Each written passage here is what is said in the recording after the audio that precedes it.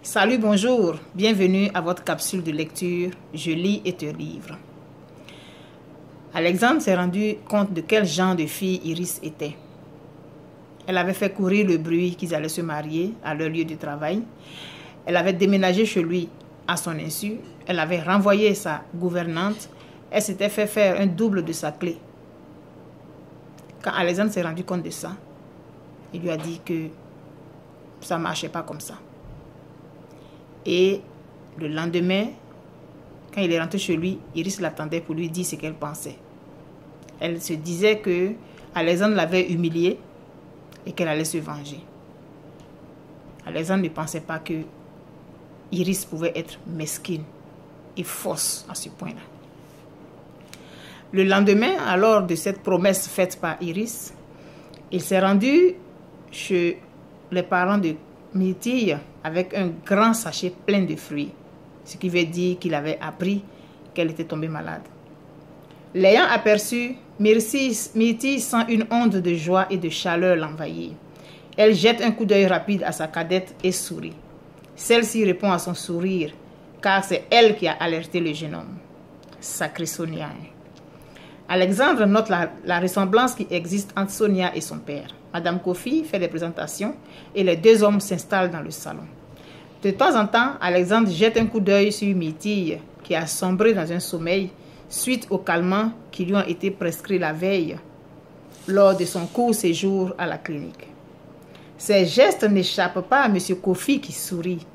Il voit comment l'inquiétude marque les traits du jeune homme. Je vois bien qu'il veut savoir de quoi elle souffre, mais il n'a pas le courage de demander. Il fait semblant de ne rien remarquer et se souvient de sa propre expérience avec la mère de ses filles. Il est heureux de constater que quelqu'un est amoureux de sa fille et c'est quelqu'un de bien, se félicite-t-il. Le samedi suivant, l'article paraît. La télévision nationale invite Myrtille sur les antennes car c'était un honneur pour le pays de voir une de ses filles sélectionnée pour participer au film du plus grand réalisateur de son temps. La date du tournage approche à grands pas et Myrtille ne tient plus en place. Un matin, sa petite sœur et elle sont en train de ranger les affaires qu'elle emportera à Fresco pour le tournage quand celle-ci lui pose une question à brûle-pourpoint.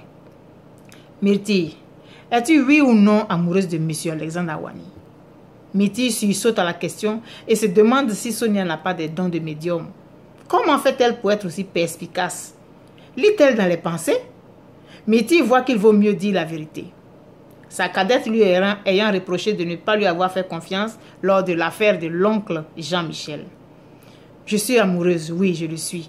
Mais je ne sais pas si c'est réciproque. Moi, je te dis qu'il est fou de toi. Et s'il te déclare sa flamme, que feras-tu? Je serai la femme la plus heureuse du monde, lance Myrtille sans hésiter. Surtout que maintenant, il est à ton goût.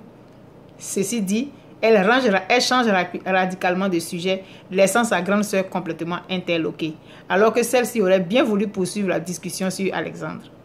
Elles finissent de ranger les affaires environ 30 minutes plus tard et Sonia sort de la maison sans rien dire. Aux environs de 17 h, elle propose une sortie à sa sœur. Où va-t-on? Au club Prestige Les Hirondelles, répond l'initiatrice du projet en ignorant royalement la mine décomposée de sa sœur. Pourquoi là-bas? Je voudrais ne pas y aller. Pourquoi? Tu n'aimes pas le coin? Eh bien, Sonia prend les mains de son aînée et l'assure qu'elle peut se confier à elle. Les larmes aux yeux, Myrtille lui avoue que c'était là-bas que Jean-Michel et elle se rendaient lors de leur rendez-vous et qu'elle n'y avait pratiquement plus remis les pieds depuis leur rupture. Sonia, qui s'en doutait, fait néanmoins la surprise. Puis, d'un ton enjoué, déclare qu'il faut exorciser l'endroit. Quelques minutes plus tard, elles sont en train de s'asseoir dans le box Tendre Passion lorsque le téléphone portable de Myrtille sonne. Après avoir fini de dialoguer avec son correspondant, elle reste songeuse un instant, en proie à des sentiments contradictoires. Qui était-ce? Monsieur Alexandre Awani. Il dit qu'il est dans les parages et qu'il voudrait se joindre à nous. J'ai donné mon accord. J'espère que cela ne te gêne pas. Mais non! Quelle coïncidence! Tu ne trouves pas?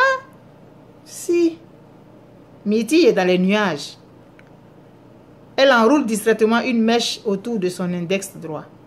Tu sais, c'est dans ce même box que M. Awani et moi, nous nous sommes vus pour la première fois et nous étions séparés en queue de poisson. Cette fois-ci sera la bonne. 5 minutes se sont à peine écoulées lorsque Alexandre fait irruption dans le box. Il les salue et s'assoit discrètement. Il bavarde un bon moment devant des croissants chauds, puis Alexandre les invite au cinéma pour le soir même. Sonia s'empresse d'accepter tandis que sa sœur hésite. Elles obtiennent facilement la permission de leur mère et Alexandre vient les chercher aux environs de 19 h. Il apporte des fleurs et des fruits à Madame Kofi qui constate avec satisfaction qu'il a de bonnes manières. Ils se rendent au cinéma après avoir mangé un peu d'aloko. L'aloko, je vous avais dit que c'était de la banane plantain, très mûre, cuite soit dans l'huile d'arachide ou dans l'huile de palme. Sonia, très volubile, amuse la galerie par des histoires drôles. Myrtille est un peu intimidée par Alexandre, tandis que celui-ci n'a Dieu que pour elle. À la fin du film, Sonia propose une glace et il s'attable au club Prestige Les Hirondelles avec une Myrtille plus détendue. Peu après, murmurant quelques vagues excuses, Sonia s'éclipse laissant les deux jeunes gens en tête à tête. Myrtille se tortille sur sa chaise et Alexandre lui prend les mains. Elles sont glacées et moites. Il l'attire vers lui pour l'embrasser sur les joues. Puis il la serre tendrement contre sa poitrine. Myrtille se laisse faire sans protester. Mais s'attendant à ce qu'ils échangent un long baiser, elle ferme les yeux et tremble de tous ses membres. Elle est un peu déçue malgré sa peur, ne sachant pas que cela pouvait être si puissant et doux à la fois. Le jeune homme ne comprend pas pourquoi elle tremble autant. Il relâche son étreinte avec douceur et la maintient un instant à une distance raisonnable en continuant à la regarder.